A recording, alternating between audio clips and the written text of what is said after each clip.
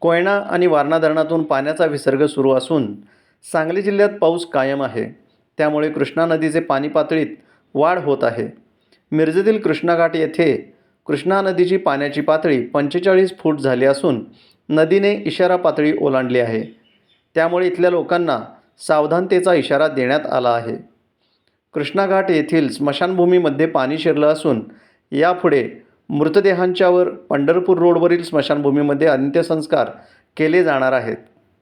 दरम्यान पालकमंत्री सुरेशभाऊ खाडे यांनी सांगलीतील आर्विन पूल आणि मिरजेतील कृष्णाघाट येथे पाहणी करून पूर परिस्थितीचा आढावा घेतला. आपत्ती व्यवस्थापनाच्या कामाबाबत अधिकाऱ्यांना योग्य त्या सूचना दिल्या. यावेळी पालकमंत्री सुरेशभाऊ खाडे यांच्यासोबत जिल्हा अधिकारी डॉक्टर राजा दयानिधी, पोलीस अधीक्षक संदीप घुगे, महापालिकेचे अतिरिक्त आयुक्त रविकांत अडसूळ, महापालिकेच्या माजी स्थायी समिती सभापती संगीता हरगे, माजी नगरसेवक करण जामदार, भाजपचे मोहन वाटवे यांच्यासहित नागरिक मोठ्या संख्येने उपस्थित होते. दरम्यान काल सांगलीतील 10 कुटुंब स्थलांतरित झाली होती. आज पहाटे सांगलीमधील आणखीन 3 कुटुंबांनी स्थलांतर केले आहे.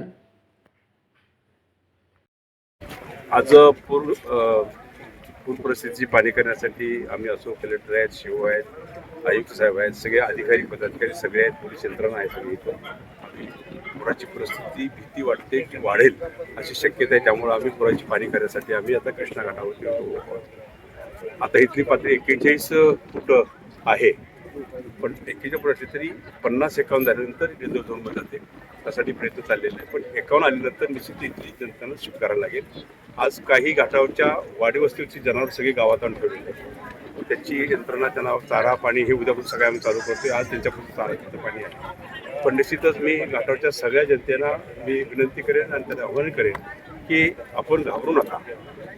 आपण 2 वेळा पूर भोगला आहे, तेव्हा आपल्यामध्ये अनुभव आहे आणि निश्चितच शासन प्रशासन हे तुमच्या बरोबर आहे. आम्ही सगळे तुमच्या बरोबर आहोत. त्यामुळे चिंता करायची जरूर नाही. आलेल्या ह्या परिस्थितीला सगळ्यांनी मिळून तोंड द्यायचं आहे आणि निश्चित ह्या संकटातून आपण बाहेर पडायचं आहे. संकट आलंय, येणार आहे असं धरून चालणार नाही. पण आता ज्या मोमेंट दिसत आहे आपल्याला, त्यामुळं पूर याची शाश्वती दिसते. त्या पद्धतीने आपण सतर्क राहावा आणि हट्ट करू नका. हट्ट म्हणजे कसं, आम्ही सांगतो चला चला चला, काय हट्ट लोक धरतात की आम्ही घर सोडतच नाही, काय करतच नाही, आणि त्यामुळं तुम्हालाही त्रास होतो आणि प्रशासनालाही त्रास होतो. त्यामुळे हट्ट न करता जसे शासन प्रशासन जसे आदेश देईल त्या आदेशाचं तंतोतंत पालन करावं. आता तर परिस्थिती पुराची एवढी नाही आहे, पण निश्चितच कोयनेतून पाणी जर उद्या 1000 क्युसेक सोडलं, हे 10,000 दुपारी 4 नंतर 10,000 क्युसेक पाणी जर कोयनेतून सोडलं तर पूर परिस्थिती उद्भवायचे चान्सेस दिसत आहेत.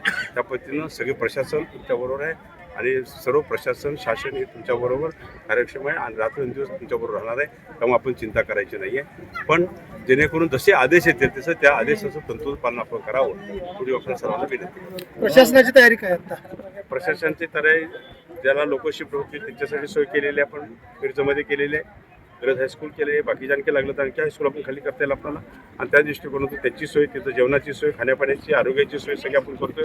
नगरपालिका दक्षता पूर्वी घेते, जिल्हा परिषद ग्रामीण भागाचा भाग असेल तिथं दक्षता घेते, पोलीस जे अटळ पूरग्रस्त आहेत तिथं कुठे होऊ नये, मुलांनी पुरामध्ये जाऊ नये किंवा काय करू नये ह्या दृष्टी पोलीस तैनात आहे.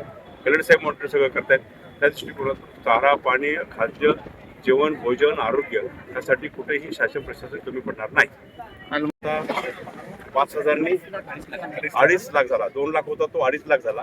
2.5 लाख झाला. जरी आणखी काय प्रॉब्लेम असेल तर निश्चितच दुपारनंतर काय प्रश्न आला तर मी देवेंद्र भाऊ आमचे मुख्यमंत्री त्याच्याशी मी बोलेन आणि निश्चितच आलमट्टी त्या शासनाशी बोलून आम्हाला आलमट्टीच्याकडून सहकार्य लाभावं, म्हणजे ही पूर जे तीव्रता आहे ही कमी करण्यासाठी आम्ही निश्चित प्रयत्न करणार. एनडीआरएफच्या टीमच्या संदर्भात काय चर्चा? एनडीआरएफ आलेले आहेत, सगळ्या एनडीआरएफ आलेले आहेत, बोटी तयार आहेत, सगळं तयार आहे, ते तैनात आहेत.